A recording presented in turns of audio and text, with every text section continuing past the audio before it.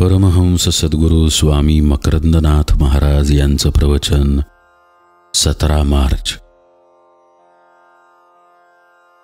राम सर्वव्यापी आहे. प्रभू रामचंद्रांच्या नवरात्राचा म्हणजे चैत्र शुद्ध प्रतिपदेपासून रामनवमीपर्यंतचा काळ फार पवित्र असतो. रामचंद्रांच्या कथा बोधप्रद आहेत, साधकोपयोगी आहेत आणि त्यांच्यावर संतांनी रचलेले अभंग भजने यांची गोडीही अवीट आहे. राम आकाशी पाताळी, राम नांदे भूमंडळी, राम योगियांचे मेळी सर्व काळी शोभतो. अशा भजनातून आपल्याला समजू शकते की राम आकाश पाताळ तसेच भूमंडळात भरून राहिलेला आहे.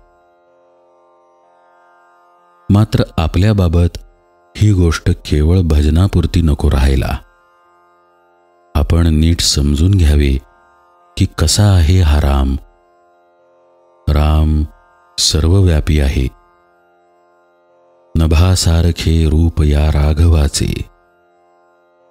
आकाश जसे अत्यंत व्यापक आणि सर्वांतर्यामी आहे तसे परमात्म तत्व आहे.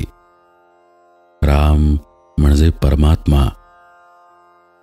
प्रगट रामाचे निशाण, आत्मा राम आनंद घन, विश्वंभर विद्यमान भाग्ये कळे. असा हा राम परमात्मा सर्वाठाई सर्व काळी उपस्थित आहे असे आपण पाहावे. ही दृष्टी हळूहळू प्राप्त होत असते. सर्वप्रथम त्याला ध्यानकाली चिदाकाशामध्ये पाहावे. आपल्या अंतरातच तो आहे. सर्वांतर्यामी असलेला हा राम परमात्मा योग्यांच्या ठिकाणी स्वच्छ प्रगट होतो. कारण योगी परमात्म तत्वाला अंतर्यामी जाणतात व परमात्म स्वरूप होतात. गोंदवलेकर महाराज, समर्थ, श्रीधर स्वामी महाराज अशांसारख्या संतांच्या रूपाने प्रामुख्याने हे परमात्म तत्व प्रत्ययाला येते. याला कारण त्यांची निर्मळ आणि बोधाला अनुरूप अशी प्रकृती. ज्ञानोबा संतांचे वर्णन करताना म्हणतात, ते चालते ज्ञानाचे बिंब, तयाचे अवयव ते सुखाचे कोंभ. माझ्यासाठी हे परमात्म तत्व स्वामी माधवनाथांच्या रूपाने प्रगट झालेले होते. अत्यंत नेमस्त पद्धतीने वागणारे स्वामीजी रामरूपच भासत असत. आपल्या परमभाग्याने आपण स्वामीजींच्या चरणी आलो असे मला वाटे. त्यांनीच आत वळून पाहण्याची बुद्धी दिली, दृष्टी दिली. तोच प्रयत्न रोज नित्यनियमाने करत करत आपले अंतःकरण निर्मळ होत आहे. आपण परमात्म तत्वाला प्राप्त होत आहोत असे मला वाटते.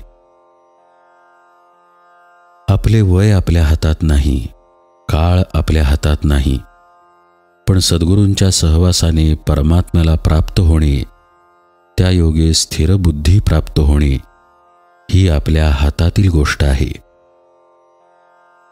सद्गुरूंवरील श्रद्धा, प्रेम तसेच परमात्म विवेक या गोष्टी आपल्या हातातील आहेत. त्या आपल्याला सांभाळता याव्यात. तसे झाले तर जीवनामध्ये खरोखरीच बहार येईल.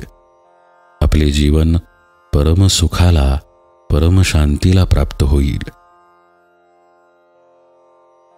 आपण तीव्र इच्छा धरूयात की स्वामीजींनी दिलेले विचार आपल्या ठाई स्थिर राहतील. ते म्हणायचे, काही काही ओव्या श्लोक लाख मोलाचे आहेत. कळे आकळे रूप ते ज्ञान होता, तेथे आटली सर्व साक्षी अवस्था. मना उन्मनी शब्द कुंठित राहे, तोगे तोचितो राम सर्वत्र पाहे. ही ओवी सांगून ते म्हणायचे, एका बाजूला ही ओवी आणि दुसऱ्या बाजूला लाखभर रुपये ठेवले आणि यापैकी एक निवडायला सांगितले तर म्हणता आले पाहिजे की ही ओवी माझ्यासाठी अत्यंत मौल्यवान आहे. ते पैसे नकोत, कारण हे सर्वत्र सुप्रतिष्ठित असलेले रामरूप मला समजून घ्यायचे आहे. अशी शुद्ध बुद्धी आपल्याजवळ कायम राहावी, कारण सद्गुरूंनी दिलेला बोध उपदेश टिकवण्याचे सामर्थ्य शुद्ध बुद्धीनेच प्राप्त होणार आहे. आपणही या रामनवरात्राच्या निमित्ताने आपल्या सद्गुरूंकडे शुद्ध स्थिर बुद्धी मागूयात, जेणेकरून सर्वत्र व्यापून असलेला राम आपल्या प्रत्ययाचा होईल.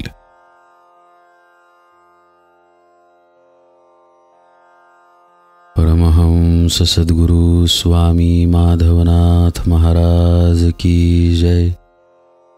सब संतन की जय. जय जय रघुवीर समर्थ.